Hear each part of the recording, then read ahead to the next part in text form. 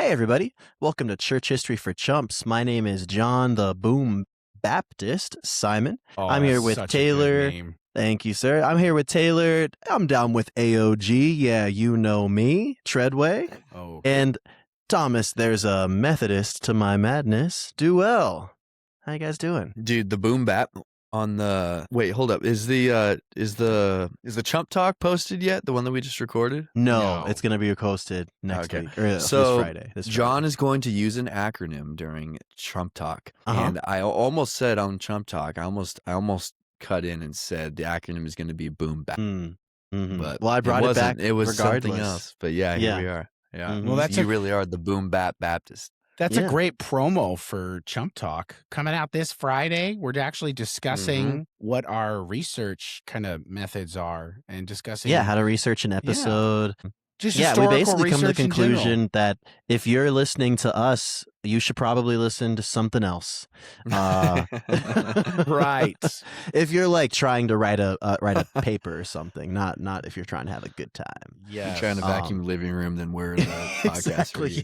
Yeah, we are the podcast for people folding clothes in their bedroom. I Yeah. want to give some shout outs to our Spotify commenters. Oh, Guys, dude, we've gotten a deluge lately, bro. the We've comments gotten are always quite a popping, few. guys. Pop into Spotify comments if you're on Spotify. Does Apple do comments? I don't think so. We're the They worst can only leave podcast reviews. hosters in history. No, you can't. I know you can't. I Okay, know. you do. I know. Nice. So, yes. Yeah. And then remember, show our YouTube channel love. The algorithm did not. So, you must have to.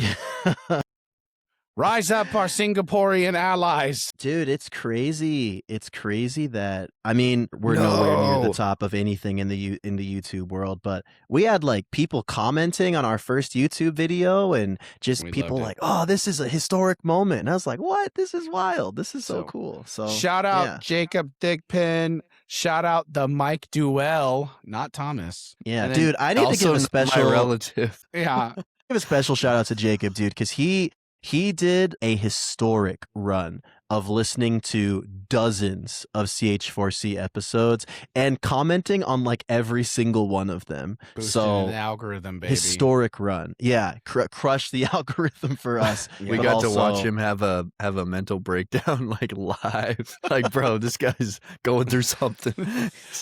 Listening to a lot of church history That's for right. chumps. Alam, I got to tell you, man, that comment that you left on the last episode was legitimately one of the funniest things I've ever read. So well done. Yeah. Shout out Jackson. The first thing Taylor tells me when I hop online tonight No, is, don't. "Bro, I think that intro's might come back to haunt me, bro." It probably will. His freaking Arabic call to prayer. I was like, "Oh, So- I didn't say it." I've kind of accepted that the things I don't say, care about it. the things I say now may or may not get brought up in like a board meeting of, should we hire this guy at some day? And I just want to go on record and say, I'm me, baby.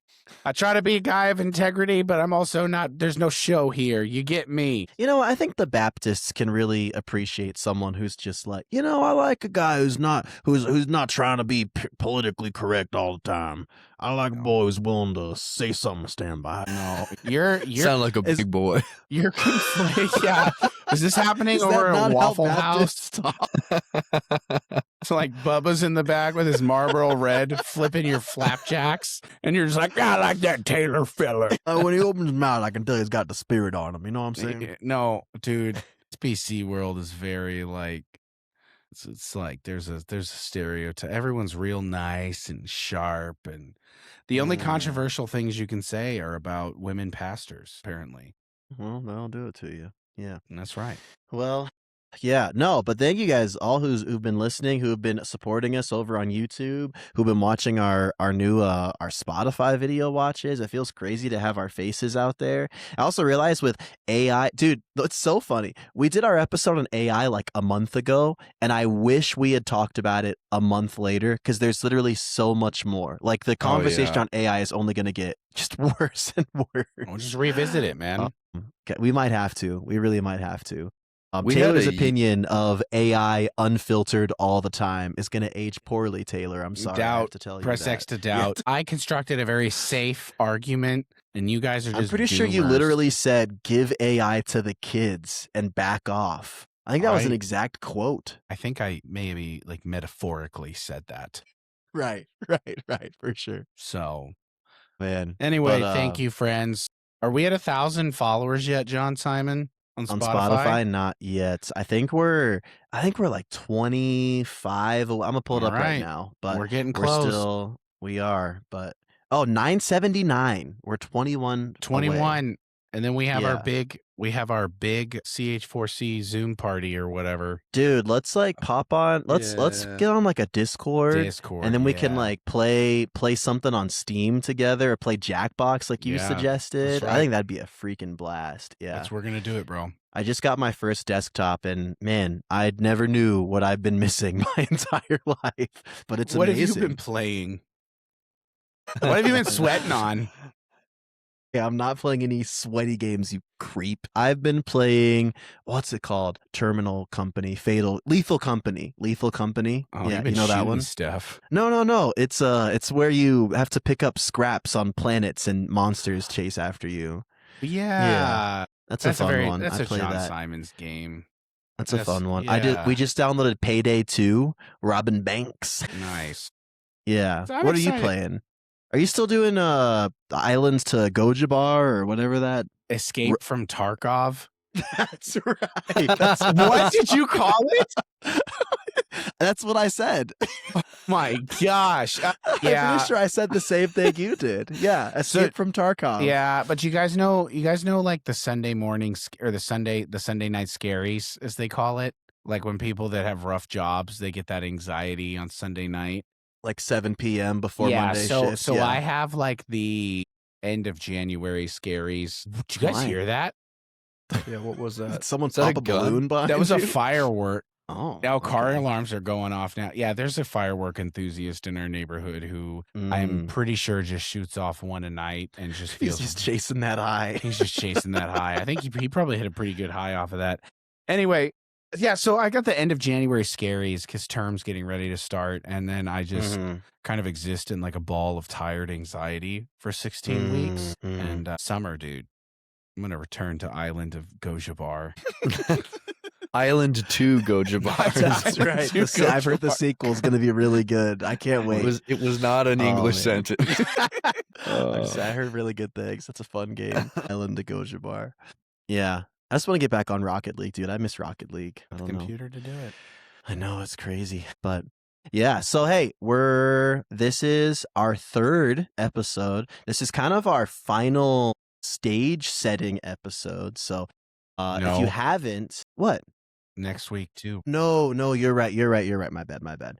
This is the third of 4. So I would go back a couple episodes if you're still getting caught up, because Taylor led us through kind of the fall of the Western Roman Empire and then the advent of basically the hodgepodge of Western Germanic nations that will eventually unite to become the Crusaders.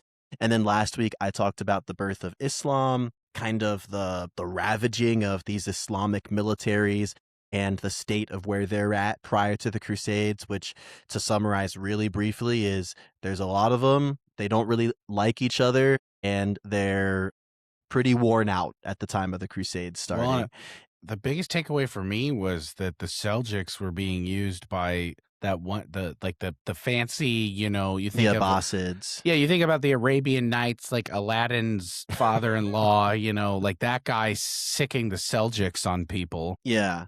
I think the Abbasids were kind of running out of gas a little bit, and then the Seljuks kind of just showed up as this monastic group. They're like, Islam sounds pretty cool. We can still smoke, right? Yeah. So, yeah, but the Seljuks, I think, were like the loose cannon of all the loosest cannon of all the characters of the Crusades. And then today, Tommy's going to lead us through another monumental historical task, which is just kind of catching us up on what the Byzantines have been doing up into the 11th century. Yeah. All right. You guys ready? Yes, sir. I got a little cold open for you. As the Western Roman Empire disintegrated at the hands of Germanic tribes, there was a place where the spirit of Rome would live on. Some, including those who lived there, would say that it is more than just the spirit of Rome, But the true Rome could be found away to the east, a place rooted in the ancient Greekness of Rome, but baptized in the name of the Trinity. The imperial seat of the greatest empire in history had not fallen. The bones of the ancient city of Byzantium had long since been resurrected by Constantine the Great, rightfully naming her Constantinople. The Roman way would continue for over 1,000 years after the advent of Christ. Dynasties will rise and fall in this eastern landscape. This is the new heartland of the Christian Roman way. This is the Byzantine Empire. Good stuff. Good stuff. I like it. Nice. I like it. All right. So when we just recorded the episode where we're talking about how we research episodes, and we were talking about how it can be challenging sometimes when you've got like a bunch of content, I feel like I struggled to get like an episode together for this because of how much there is, kind of like what you both just had to deal with. I guess it was just my turn of trying to condense hundreds of years of history encompassing multiple dynasties into an episode. But I tried to pick what I think are the most important moments in the Byzantine story. This is an area of my education that is a gap, I've got to say. Like, I feel like most like 4-year histories courses that you could go through either in high school or college where you're going through time periods, Eastern European history is not something that you find very accessible, I think, when you're kind of in high school or whatever. Mhm. So this is definitely really fun, and there's a lot of good stuff here. I would really encourage listeners to do their own research into the Byzantine Empire, because it's enormous. I mean, it's an enormous amount of time. I didn't do the math, but I want to say it's like fully half of the time that we would consider like the Roman Empire to exist. And most of the time when you hear people talking about Rome, they're talking about that first half, where it's Julius Caesar and Caesar Augustus and Nero and the times of the Bible, and that's the Rome that we're talking about. But there's a whole lot of Roman history that occurs over in Turkey, or Anatolia as they called it at the time. So to try to tell the story of the Byzantine Empire, I was realizing it would be like if you tasked me to summarize the entirety of the Dune books Man, torture. in one Torture. episode. You've got all of these like houses that are like vying for power. You've Mhm. got like the sand people who are very devoutly religious. You've got all of this intrigue and drama and betrayal and power and vying for resources, and that's the Byzantine Empire. But it is pretty Christian. As I was looking, this is just I'm shooting from the hip here, but I would venture to guess that most of the leaders in the Byzantine Empire throughout the centuries were Christian, at least in name, and they were leading a distinctly Christian empire. So you'll remember that the tetrarchy that was implemented by Diocletian worked pretty well. Remember, that's when you had the Roman Empire was broken into kind of like this quadratic rule where you had like two Augusti, and then you had like Caesars that were kind of like vice emperors underneath them, and they governed the empire that way. And you basically have to do something like this when you are governing an empire that is over the type of landmass that the Roman Empire was at many times in history. If you're in a spot where you can, you really should look up a map of the Byzantine Empire to see kind of the territory that we're talking about here. It's basically like a giant horseshoe shape of territory when it was at its height. It's a giant horseshoe shape of territory that basically all of the land that touches the Mediterranean Sea and the Balearic Sea, like all the way over to Spain, Wow. the Cape of Gibraltar, like this is the empire at its peak. Now, Which you gotta Rome, think too is like, like geographically that may seem small, but think of how relevant, like as far as like trade and commerce and resources, like this is a really rich area. Like this is some premium real estate to have yeah, under your empire. think about all the great cities that are in play here. I mean, you've got You've got Alexandria and Cairo. You've Mhm. got Jerusalem. You've got Cyprus, Constantinople, of course, Mhm. Athens, Rome. Yeah, Ephesus, which is a big historical Christian city. hmm Yeah, the whole coast of Spain and Carthage. Yeah, that's incredible. Yeah. So it's a huge territory during the Byzantine Empire, which we're basically talking like mid 4th century to the fall of Constantinople. So this is over 1,000 years that we're talking about. Fall of Constantinople being in 1453, but you kind of trace the beginning of what we call the Byzantine Empire to around Constantine. Constantine rebuilds the ancient city of Byzantium as the new Rome. We talked about that when we did our Constantine episodes. That later gets called Constantinople. And you see the kind of the governing of the Roman Empire move, kind of the capital city moves out of the ancient city of Rome over to Constantinople. Later that century, so later in the 4th century, you have Emperor Theodosius I. He actually institutes state Christianity. So, contrary to popular belief, I think we covered this well in the Constantine episode, Constantine didn't actually enforce Christianity at the state level to the degree that it was like kind of officially a Christian empire.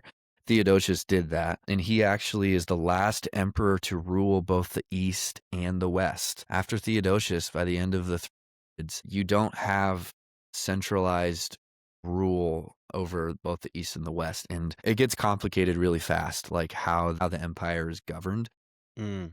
But as far as like kind of the power seat goes, you're going to find that over in Constantinople from now on. But yeah, it's an area covering modern Spain, Italy, North Africa, Egypt, Syria, Asia Minor, which is also known as Anatolia, which Anatolia is a word you should be familiar with if you are a enjoyer of Crusades history. But Anatolia basically is the landmass that kind of juts out and divides the Mediterranean Sea from the Black Sea. And it's a significant part of Turkey, which is also what we call Asia Minor, Mm. which you see in your Bible. So, like a lot of the cities that you see present and being written to in the book of Revelation and by the Apostle Paul are going to be in this region. And so, therefore, these are also kind of holy sites that are going to be important to both the Byzantines and to the Crusaders later on. Mm. The Byzantine Empire reaches its apex under the rule of Justinian I,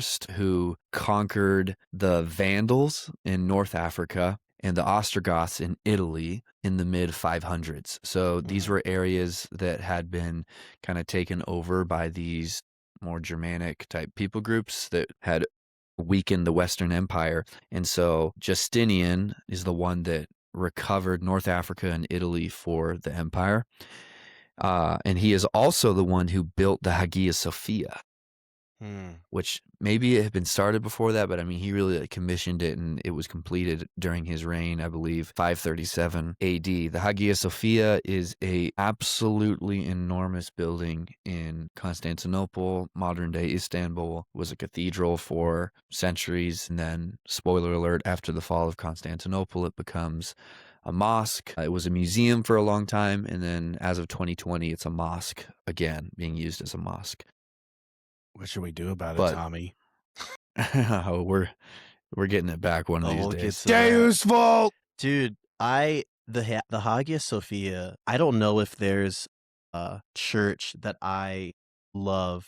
I mean, it's still a church in my heart. And honestly, it's still a church in God's heart. But gosh, dude, it's so beautiful. And I love the historical significance of it, but it is just such a pretty looking church because it's very it still retains that Eastern Byzantine Yeah. architecture with the Mhm. domes and the pillars and all that. Like it's such a good looking church. And at this point, it has had the influence of like Islamic calligraphy built into it at this point as well, which is a painful reminder of the fact that Muslims have had it for so long now. But it also is, it's just a phenomenal thing if you're into architecture or art. Mm-hmm. So this is where we're going to start to kind of overlap a little bit for a moment with the work that John did in the last episode. The Rashidun Caliphate was, I believe, the first Islamic caliphate Mm-hmm.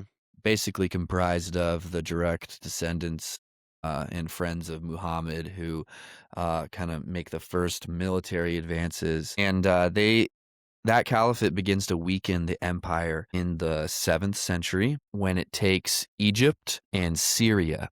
And this this conquest is really marked by what's called the Battle of Yarmouk. The Battle of Yarmouk is one of the most famous battles in history. It's a battle between the Byzantine armies and the Rashidun Caliphate led by a guy named Khalid, and I wanted to read you guys a little bit about the Battle of Yarmouk. The Battle of Yarmouk would honestly be a fun one to return to and do a full episode on one time, because it's a religious battle that is one of the most significant battles in history. But I'm going to just kind of blaze through a couple quotes. I'm going to be reading from Raymond Ibrahim's Sword and Scimitar, 14 Centuries of War Between Islam and the West. So this book is in particular a history of military conflicts, and he draws, more than any other author I found, he draws on the Muslim source material, which is really helpful for getting a good idea of what actually happened. So the guy who's going to be leading the caliphate's armies is a guy by the name of Khalid bin al-Walid. Khalid looms large in the Arab histories of the early Muslim conquests and is still seen today as the jihadi par excellence. A Meccan polytheist renowned for his military prowess, Khalid had for years dismissed Muhammad as a false prophet. But once the latter took Mecca, Khalid acclaimed Muhammad and entered the fold of Islam.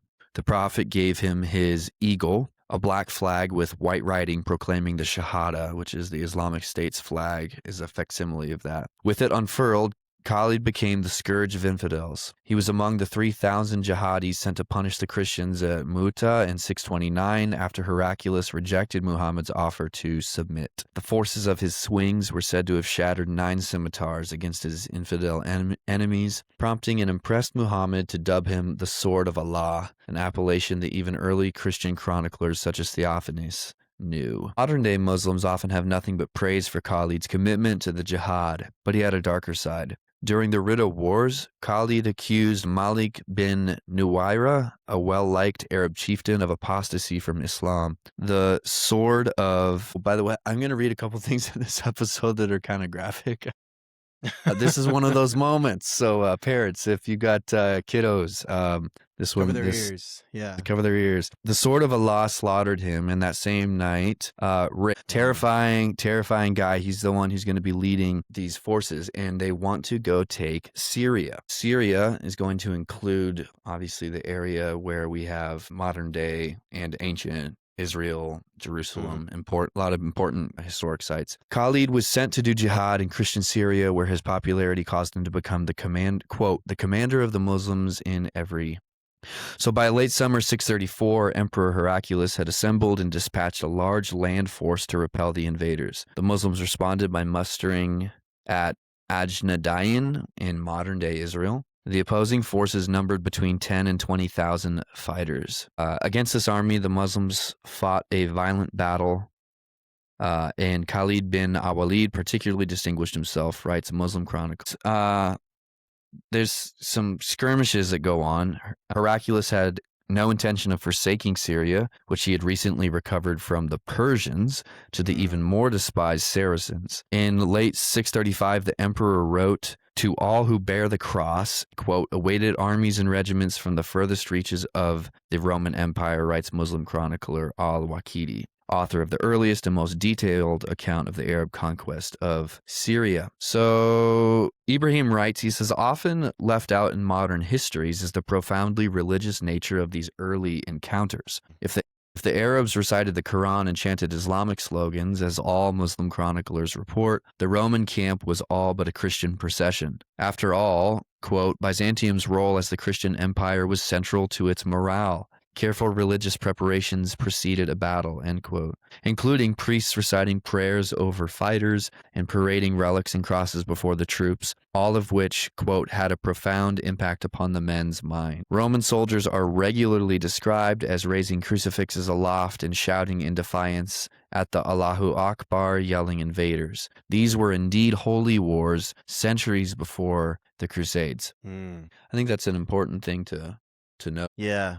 Yeah, I mean, this is because, like you mentioned, and just looking at just a really rudimentary review of the Battle of Yarmouk, this is like the first. This is the first really big, decisive win for the Muslim conquests that is going to kind of signify, crap, these guys are actually going to be a real pain in the neck. And like we talked about last week, the problem that the Byzantines had was that the Byzantines and the Persians had just fought for like 30 years basically to a standstill, and their armies were exhausted by the time the Muslims came around with, a whole lot of gusto. So yeah, this kind of is like the prologue to the Crusades. It's the first time that we're kind of seeing this clash between Christian and Muslim armies, and Yeah. it's pretty detrimental to a lot of to these the places they're taking are very significant historical Christian areas. Yeah. I'll just read two more quotes to kind of like the beginning of the big battle and then the end. And then if you're interested in the Battle of Yarmouk, I would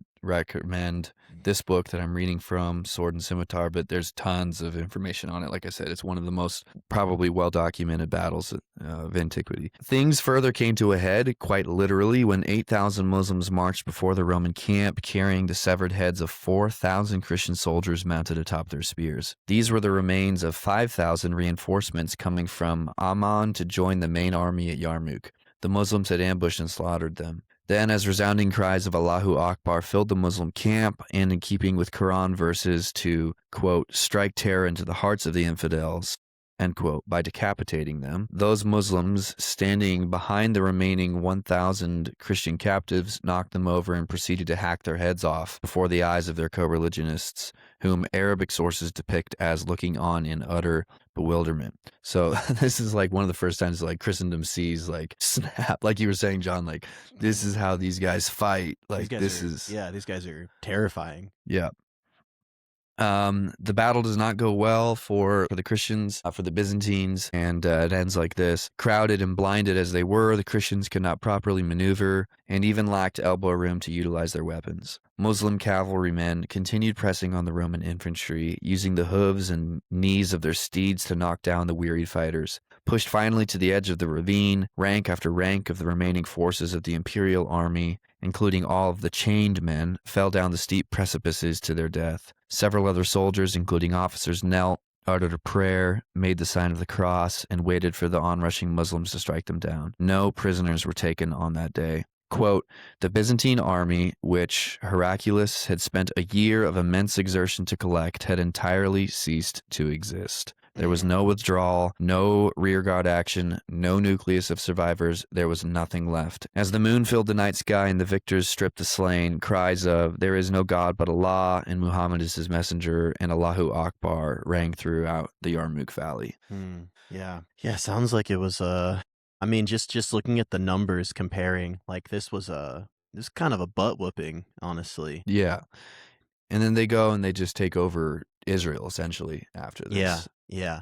And just like the significance of this, I really feel like can't be understated. Because again, like we've talked for forever on this show about the 5 holy sees, which is Alexandria, Jerusalem, Antioch, Rome, and Constantinople. 3 of those exist within this territory that was just taken.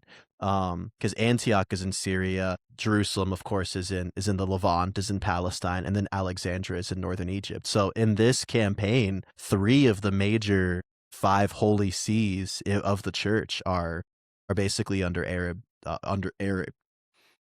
Brutal. Brahim had an interesting observation. He says that precisely 300 years after Constantine's death in 337, the Arabs who had recently unified under the banner of Islam conquered Jerusalem from the Eastern Empire in 637. So to kind of get your idea, your mental timeline here, this is exactly 300 years after Constantine. Not being Team Islam under any interpretation of what I'm about to say, but these are rookie of the year numbers that the Muslim armies are putting up. Like they just showed up and they're immediately like, I mean, That's I'm what just I'm like wondering. I'm from like, a military perspective. Yeah. Like well, I'm just wondering, how does this happen? Because you rarely read about total slaughters in warfare.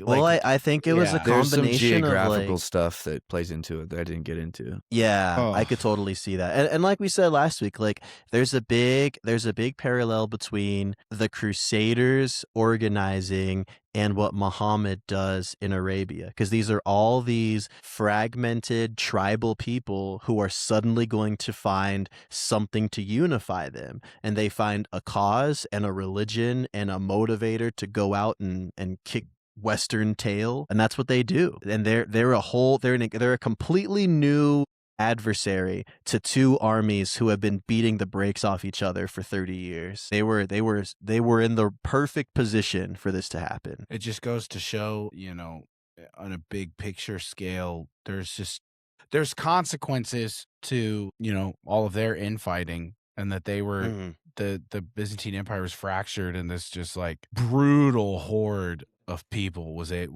just totally took advantage of it. And then Yep. on the big picture scale, their level of barbarism in some ways in some of the Crusades was matched, because these reports get Yeah. out, and then the Crusaders show up and we're like, we know how you treated people. So it's just like Mhm. this vicious cycle. It's kind of retaliatory. Yeah. Absolutely. Yeah, yeah. Yeah. That's a good observation that like the Eastern Empire being kind of fractured puts them at risk. Like that's really in many ways the story of the Eastern Empire is to whatever degree a particular ruler could kind of get people working together and like have a centralized army instead of it being fractured. That's the degree that they could hold uh, not just uh, not just the Muslims at bay, but I mean the Eastern Roman Empire was under attack from literally every side all the time. Yeah. By the end of the next century, or by the end of that same century, the Umayyad Caliphate is now in control, Mhm. and they just go ahead and take the rest of North Africa. Part of Spain at that time, I can't remember. I think that's where the whole shoot the from the Atlantic to the Indus Valley is how, like, this is where they're gonna like multiply their territory. Is that So is the Umayyads the one that they like pretended to eat the enemy yeah, soldiers? yeah. No. Hold on. The Abbasids did that to the Umayyads, but the Umayyads were unpopular because they were very Arab centric. So they were basically like, if you're Arab, you're like a first class citizen, but if you're not, then we're gonna treat you like garbage. So they were really successful on a military level, but all the people they conquered hated them because they were all mistreated, basically. Wow. So the Byzantine Empire is going to survive on, oh, it's really the grace of God, but I mean, I was going to say sheer luck, but basically what allows it to survive, if the Muslims had simply remained on the same team throughout these centuries, they probably could have just wiped out the Byzantine Empire right then instead of having to wait until the 15th century to do it, because the Muslims start their civil wars at this time. And Mm, that's basically what allows the Byzantine Empire to like rebuild every once in a while, is when the Muslims fight each other and they're like, okay, and they can kind of rebuild their coffers, rebuild their armies, and prepare for the next wave of attack that's going to come. man. Dude, it's kind of like, we were talking about how sweet it must have been to be Byzantine because of how much access they had to like these precious areas and regions. But you also have to think, like, just like you said, Tommy, like they were sandwiched between so many outside opposing forces that they're just constantly having to fight people off. And even like, what kind of starts in the Crusades is like they're going to have this weird kind of mixed relationship with the Western Christians, and they're going to sometimes be pals and sometimes not, but they're just always fighting. They're always having to defend what they have, which has got to be just exhausting. Yep. So that actually is a great segue, John, into kind of jumping ahead big time now to the 11th century. So there's centuries in between of Byzantine history that you could learn about here. The Byzantine, I'll just say this for now. The Byzantine Empire in some ways was a revival of the distinctly Greek culture that had definitely a big hand to play in what Roman culture was like, but it was kind of like back to Greece in a way. Some of the I was just reading about like some of the things that we get culturally from the Byzantine Empire. For example, like oil and vinegar as a salad dressing, is a thing from Byzantine Empire at this time. Love it. Okay, so I'm going to read, speaking of speaking ahead from the future, from our Chump Talk episode, we talked about how Wikipedia can be valuable sometimes. I'm going to actually quote from Wikipedia a couple times because it's helpful. Basically, what I'm going to, from now through the end of the episode, I'm going to be basically painting the scene of what exactly is the state of affairs in the Byzantine Empire preceding the First Crusade. Who were the leaders? What was going on? What were the tensions? And how does it kind of culminate in the First Crusade? So this is a quote from Wikipedia from the Byzantine Empire entry. The Pecheneг nomads in the north and the Normans in the west. So there's this really important battle called the Battle of Manzikert. This is a very decisive Seljuk Turk victory against the not only is it a decisive victory, but it is, I think, the first time, maybe the only time in Roman Empire history where a Roman emperor is actually captured in a battle and taken away. So Yeah. Romanos IV Diogenes is captured in this battle and he gets taken by the Turks. They don't kill him. I think they maybe even release him to send him back to Constantinople. And then he gets picked up by some other enemies of his, and then they pluck his eyes out and he dies of his wounds. What a terrible, terrible turn of events, bro. Gosh. That's just a barrage of L's, man. What a time. Really bad. Gosh. So in the same way that the Battle of Yarmouk was a very important victory for the Rashidun Caliphate, the Battle of Manzikert is a victory for the Seljuks, and it's a similar situation where like they win a big important battle and then they go do a bunch of really bad stuff and take a bunch of territory. And so this is another entry from Sword and Scimitar. So the leader of the Seljuks here, his name was Muhammad bin Dawood Shagri. His nicknames were Alp Arslan, Heroic Lion, and Defender of Sharia. He was assassinated actually not long after this battle as well.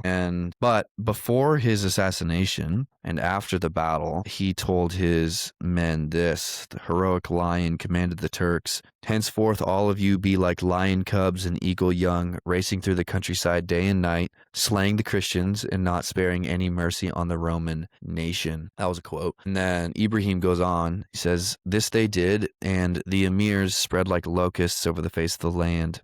That was another quote. "Invading every corner of Anatolia." Remember, this is Asia Minor, modern day Turkey, like right by Constantinople. "Sacking some of ancient Christianity's most important cities, including Ephesus, home of St. John the Evangelist, Nicaea, where Christendom's creed was formulated in 325, and Antioch, the original see of St. Peter." And then another sourced quote: "All that was left were devastated fields, trees cut down, mutilated corpses, and towns driven mad by fear or in flames." End quote. This is nuts to me.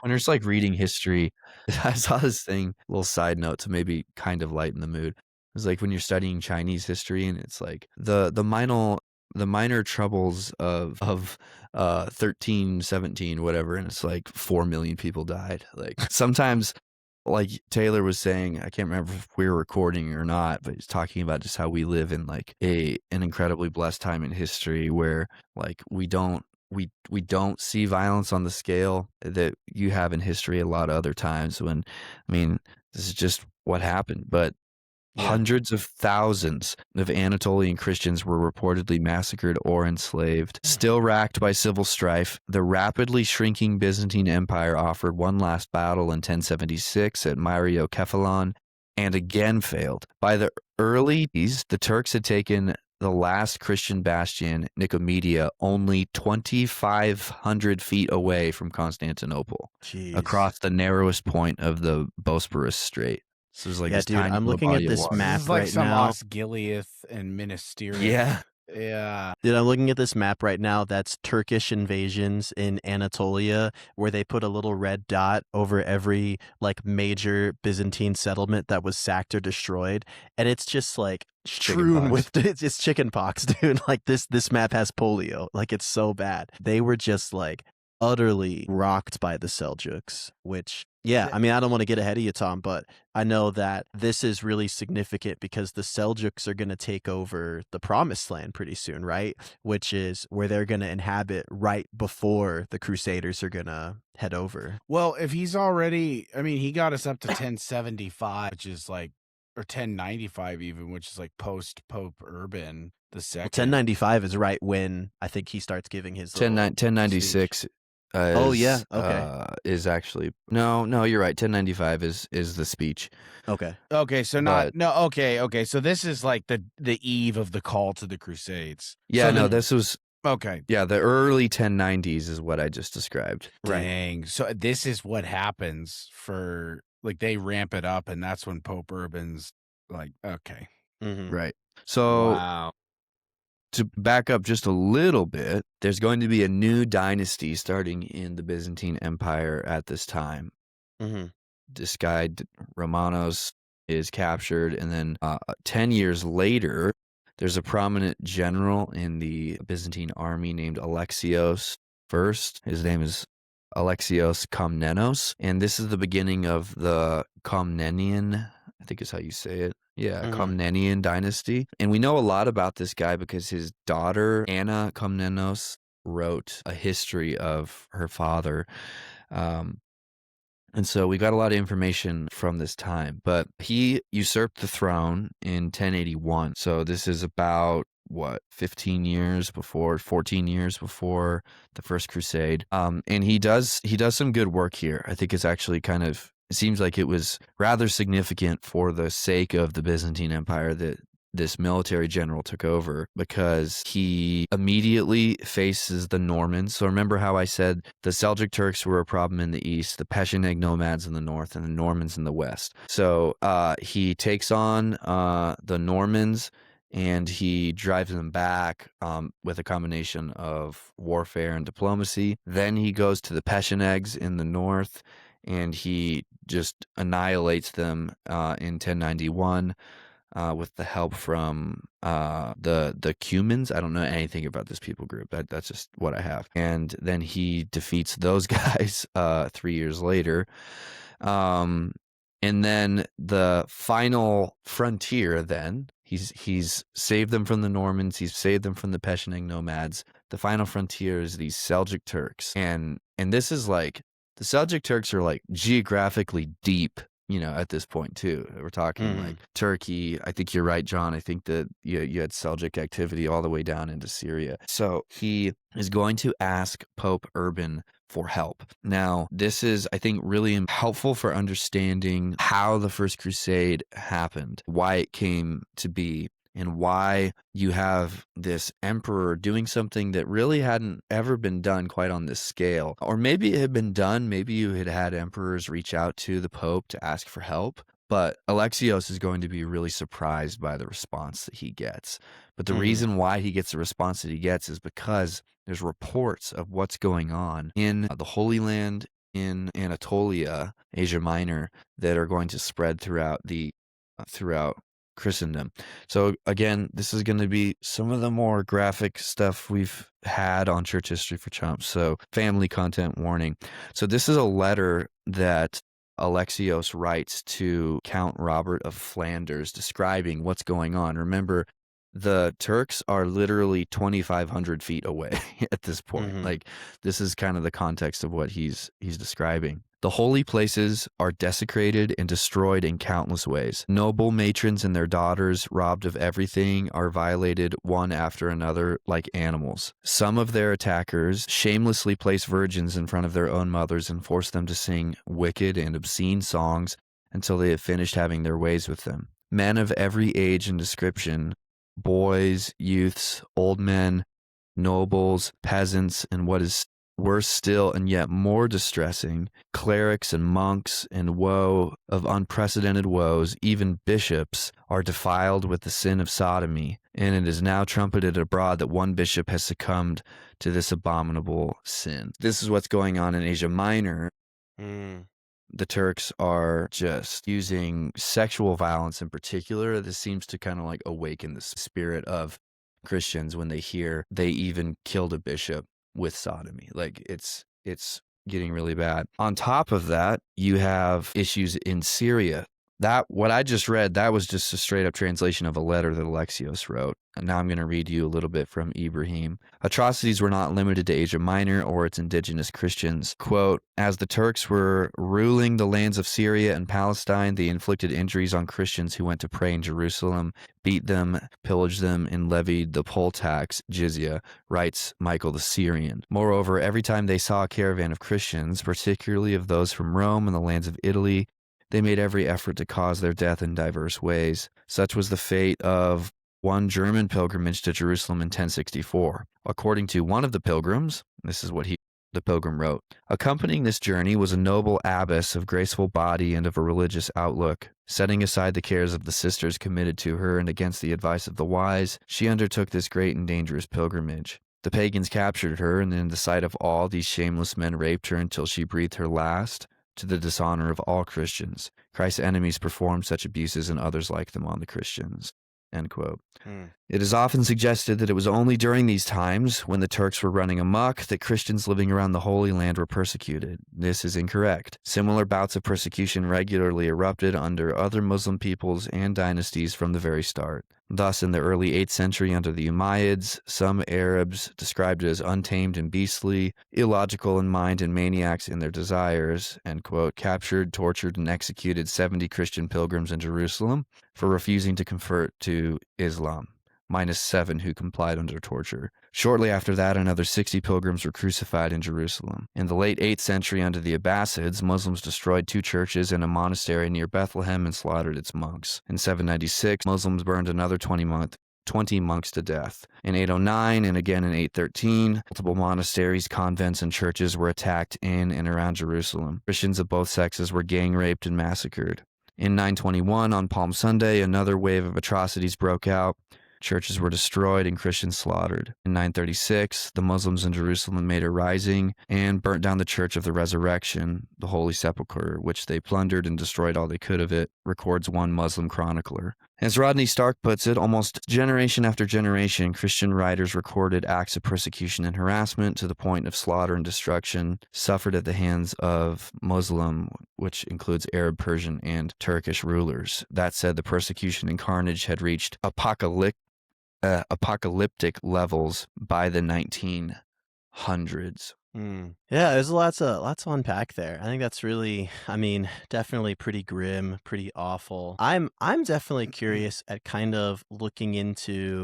I know that Ibrahim mentioned that the persecution was not exclusive to the Seljuks and that there were other other, documented accounts of Muslim persecution of Christians. It does seem, just based on what we've read, that it was maybe more severe under the Seljuks, because like we did discuss last week, I mean, it was a bit more complex than just animosity. Like we know that forced conversions were pretty uncommon, that there was actually a good amount of religious tolerance. We know that the Fatimid Caliphate and the Byzantines were more often than not allies for political reasons. So I don't know. I think I'm interested in kind of exploring more of the nitty gritty there. But I mean, all that to say, these are still egregious things. Well, yeah, I mean, and you see it in like modern day. I think ISIS has been pretty well wiped out by the, Predator missile system. But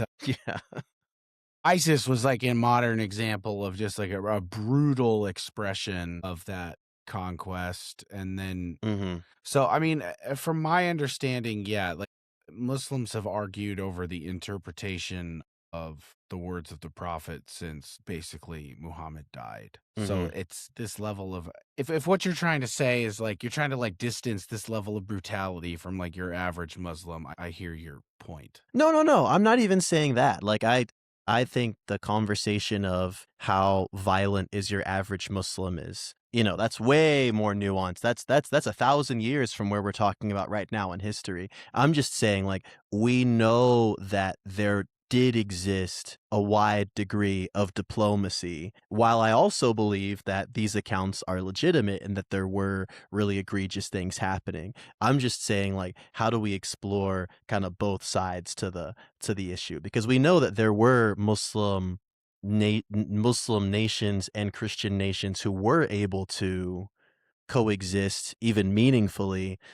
I don't know. I'm not saying that Islam is not violent. I'm I not think saying, that they should be best friends. when it comes to Syria, sounds like you've got, let's see here, is it Michael Tyre? I think his name is William of Tyre. Mhm.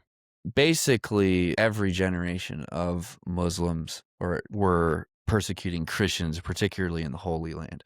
It seems like that was an area where there was pretty consistent persecution.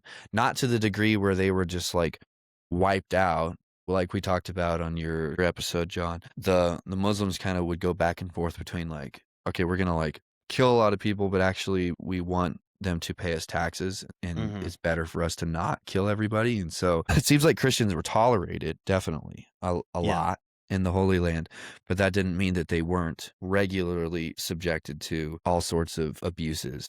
Sure. Sure. And they're not just like abuses on their bodies, but abuses to the holy sites Yeah. themselves. Yeah, Well, and I do think it's well documented that one of the things, and this is or what Urban's going to talk about, is the pilgrims, the Christian pilgrims who were traveling to the holy city, to yeah. Jerusalem, were often mistreated Well, and I beat also up and wonder stuff. how much like the less brutal, maybe more diplomatic Muslims were also falling to the carnage. It sounds like you said that there was a lot of infighting, Tommy, and like the nastiest guys won. At different times in over the centuries. Yeah. That's crazy. Yeah, Poor Tommy. So there's Tommy's episode was basically this is rough. explain how slowly the Byzantine Empire was eroded and collapsed. no, no, no. Go ahead. I'm gonna read you one more quote, and then it's the end of my content. We can chop it up however you want. But this is gonna be part of Pope Urban's appeal, and he's basically going to be relaying some of the information he was receiving from Alexios. So I skipped over some of the details that Alexios gave so that you could hear like this is what Pope Urban II is going to be including in his appeal, which we'll dive much more into this in a couple episodes. But this is according to Robert the Monk, who may have been present at the Council of Clermont in France. Urban says this: they, the Muslim Turks, have completely destroyed some of God's churches, and they have converted others to the uses of their own cult mosques. They ruin the altars with filth and defilement. Again, content warning 5, 4, 3, 2, 1. They circumcise Christians and smear the blood from the circumcision over the altars or throw it into the baptismal fonts. They are pleased to kill others by cutting open their bellies, extracting the end of their intestines and tying it to a stake. Then with flogging, they drive their victims around the stake until their viscera have spilled out. They fall dead on the ground. They tie others again to stakes and shoot arrows at them. They seize others, stretch out their necks, and try to see whether they can cut off their heads with a single blow of a naked sword. What shall I say about the shocking rape of women? Who is to revenge all this? Who is to repair this damage if you do not do it? Rise up and remember the manly deeds of your ancestors, the prowess and greatness of Charlemagne, of his son Louis, and of your other kings who destroyed pagan and Muslim kingdoms and planted the Holy Church in their territories. So this is the context. Yeah. Yeah. I'm grateful because we're gonna spend some more time kind of unpacking a lot of Urban's story and, kind of this like tour he's basically going to go on from like tribe to tribe, sharing all of these stories of persecution and things like that. I also think I'm excited to unpack it because I know from what I've read, there's not a ton of consensus from historians about whether everything Urban said is exactly trustworthy. Now, I do think it's valuable because this is a firsthand account of something that was being shared and that the Crusaders had in their minds as motivation. But I do think it's worth exploring just how credible some of these Well, claims is were. there another? Yeah. Tommy, are you aware of any like Arabic scholars that recorded these atrocities? I'd have to look to see. I'd have to check. The resource that I'm using is heavily footnoted with primary sources, and it's a mix of Muslim and Christian resources. Obviously, you have the main message coming from Alexios reporting what's going on. Mhm. But this is something I think to consider is the fact that this is stuff that's happening on the doorstep. It's not like they're like, oh, we traveled to this faraway land and we saw these people doing these horrible things. Let's go get them. It's like, nah, no, like this happened like in our front yard. Like they conquered us, took our front yard, and now in our front yard we're watching it. Like pretty bold lies, I guess, if they are lies. And then I'll just say, like, from the study that I've done, the things that are being described here are not outside of what Muslim chroniclers have said that Muslims have done throughout history. And the Seljuks were like some of the most brutal Mm, of the Muslims in history. So like I don't have any reason to doubt that these things happen. Yeah, I mean, I don't think based on character or I mean, especially them being fellow Christians. I think, whenever I watch a commercial, I'm always thinking, well, of course, there's benefit to me believing that 4 out of 5 dentists like this toothpaste is because you want me to buy the toothpaste. And, when an emperor is writing to another emperor saying, hey, could you guys send an army to help me get back all this territory that I lost, which is, affecting my empire, then I think of it a little bit like a commercial. Like there's a big incentive for me to believe you here. Maybe you're exaggerating a little bit. So I just, due diligence is all. Mhm. Like I'm gonna share on my chump talk. I look at everything with so much suspicion historically Yeah. that it honestly makes me kind well, of you unbearable. should, So I and understand. and quite honestly, the truth is probably like yes and rather Sure. than yes but, or it's yes but. But the point is it's there's always so much nuance. But goodness gracious, I didn't know the full extent of what was being reported because Hmm. Yeah. it's Well, and think so not about PC. Of like it's so brutal. yeah. Think about like the horseshoe kind of geographically here. So you've got like if you look up a map of Europe, you've got uh Constantinople way over there on the eastern side of it, kind of on the very far north of Turkey. This is where this report is coming from about what Muslims are doing there. The Muslims for forever now have controlled stuff from south of there, wrapping all the way across North Africa, getting all the way over and basically touching the mainland that connects modern day Spain and modern day France. So like these guys that Urban is going to go rally, they've dealt with and their ancestors have dealt with Muslims all the way on the other side of Europe Mm. Hmm. for quite a while as well. They already know what these guys are about. They know how they fight, know that, you know, yeah, they're familiar with this enemy. Hmm.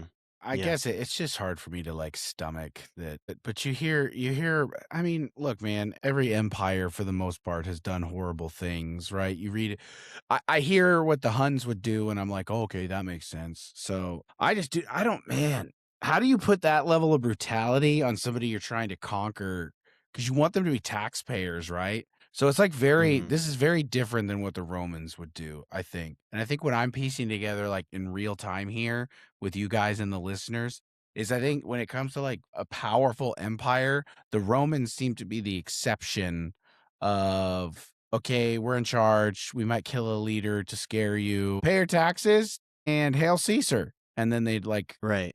go on their way, whereas, man, not Well, I every think yeah. another question that I think I'd want to have just for clarity's sake is what degree were so like when we look at the persecution under the Roman Empire, it's like these weren't just raves of, rowdy Roman citizens who were beating up Christians. I'm sure that happened plenty, but when we measure Roman persecutions, we think what was decreed, like what was enforced, like what was really put out there. And I think that's the dividing line for me of, yeah, like what was actually enforced? Like where was that persecution like instated and then like put into practice essentially, or what was just some drunken Turks just doing awful things, Yeah, but yeah, I don't know. the Like I said, no, yeah. you're 100% right. It's the reasoning behind the persecution for the Romans, and I think we can at least, as much as possible, understand it. Right? You have to hold the empire together under the cult of Caesar. You have these people coming along that are like, I actually don't worship Caesar. Your empire is now threatened, and you saw different waves of intensity, but it was essentially like, just do the little worship, just burn this little incense stick and say Hail Caesar. And the Christians like, nope, Mhm. not going to do it. And like, good on them, but then they'd be killed for that, and in sometimes horrible ways. But the point is like they gave them this easy out, and like even if you read Polycarp, they didn't want to do it. The Romans were like, just say it. Just Yeah, they denounce wanted peace. yeah, Yeah. just denounce Christ, old man. He's like, nope, not going to. You know, and Yeah. whereas like what we're reading here is just pure barbarism. Well, Mhm. I'll add this. I think that oftentimes the Muslims did have that. I mean, you could say the Shahada and you could convert. I think you'll notice something here that in a lot of these accounts from the primary sources, they're talking about clergy, monks, nuns, women and boys. So the women and boys, I mean, that's just tales old as time. Like women and children suffer under regime, takeovers. But the clergy, the monks and the nuns, I think the reason why we have these accounts of their horrific deaths is because they weren't saying the Shahada. Like these guys were about it. And when I say it, I mean the Lord Christ. They were like, no, not going to do it. And they wouldn't even convert when they're like seeing uh their their friends being killed in these horrible ways. I mean, they stayed committed. And so this tells us something of what the character of Christianity was like at the time as well in the Eastern Empire, that they really believed it and weren't willing to just convert to keep peace. Yeah, So definitely. you think that some of these horrible executions being described were for people that were not doing the offering? At a minimum, yeah. Okay. Yeah. Yeah. And I think that's kind I of mean, the but also fine-tooth it comb, says that they killed, we know from history that they killed hundreds of thousands of people in Anatolia after the Battle of Right. Manzikert. So That's what that's I'm obviously thinking. more than people who won't say the Shahada. But after that, I mean, I think that it's notable that we have these accounts of clergy and their deaths. I think these are people who definitely weren't saying the Shahada. Jeez. Mhm. Yeah. I know we're out of Yeah, and like time. I said, I'm sorry. yeah. I Golly. mean, and here's the thing: we're gonna have a lot of time to kind of get into this because we're still, like I said, we're still just kind of setting the stage. So we'll have plenty of time to. And I think really the Pope Urban episode is gonna be a good time where we can all kind of explore just yeah, because I mean that is obviously I think a huge question that hangs over my head when we think about as modern Christians if there's anything justifiable about the Crusades is how viable are these claims? How widespread were they? Were they exaggerated? Was there political ulterior motives behind what urban speeches were about? Yeah, these are all questions that I have, and fortunately, we don't have to answer those questions today. Yeah, I So know. We have a lot of time. yeah, can I share two things that I knew about Byzantine that you didn't share just because they're Yeah. both interesting? First, is Basil II was the last really cool emperor, and then everything kind of went to crap like the 50 years after he died because he had no succession plan. He was like a really non-Greek emperor. He was like ugly and short-tempered and like short and mean and stubby, and nobody really seemed to like him very much, but he was a really good emperor and he did a lot of good things. And he was known as the Bulgar Slayer because he had this like long-term conquest over the Bulgarians, and he was known as the Bulgar Slayer because I guess he would like cut out the eyes of the Bulgar prisoners of war, and then like of every like 50 of the people he would de-eye, he would let one guy keep his eye and spare him and send him back home, and then the rest they just leave to wander blindly. I've heard about that guy. Yeah, the Bulgar Slayer. The one guy was supposed to lead the people. That's right. That's right. He's supposed to lead all the blind guys back. And then the other thing was the Byzantines used Greek fire, which for a long time historians had no idea what it was, but is most likely a very early version of napalm, which was just this super OP thing they would do in naval warfare. They just spray this stuff for this black sticky tar from like one ship to another and just burn it to a crisp. And that was something that awesome. I accidentally left out. So yeah, the Umayyads actually besieged Constantinople in the late 7th century, and they besieged it for like a few years. And if I'm like understanding the history correctly, it's like they're in Constantinople and they're like, what if we made fire that you could burn water with? And they're like, and they figure it out, and then that's part of how they push back the Umayyads is with their Greek fire, sending them back from the sea. Yeah. Shoot. Well, dude, Tommy, great job, man. You covered a lot of time, gave us some good stuff. Thank you, man. Good stuff. Sweet. Yeah. All right. Well, listener, thanks for sticking around for part 3. Next week, we've got an episode that honestly I've been psyched about since we started our show. Yeah, we're talking about the Great Schism. Theology 1054. again. Yeah, I mean a little bit. It's history. You know, it's way less about theology than people like to make it out to be. It's gonna be better than this. Yeah, nobody gets sodomized to death. I hope not. I don't know. We'll find out. Tune in next week. Anyways, all right, you can bring your kids back in the room now. Thank you guys for listening. We love you guys so much. Feel free to leave us a comment. Thanks for listening, guys. Bye. God bless you.